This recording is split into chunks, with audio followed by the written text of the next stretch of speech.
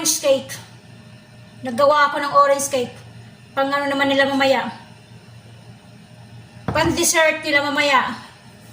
Sa kanilang ano, pagkain maya sa Ramadan.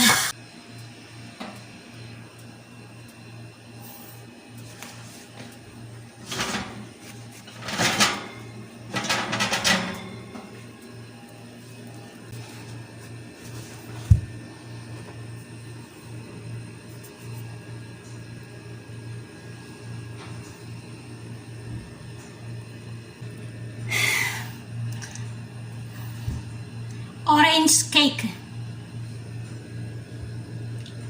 Yan ang ginawa kong orange cake. Para mamaya dessert nila. Tapos nilang kumain. Kasi Ramadan eh.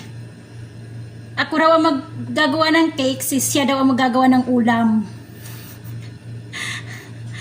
Sabi ko, sige. Manguhula na lang tayo. Sige guys, hanggang dito na lang. Susunod ulit nga vlog. Mag-subscribe kayo yung hindi pa nakaka-subscribe. Salamat! Bye-bye! Kumusta kayong lahat? God bless sa ating lahat.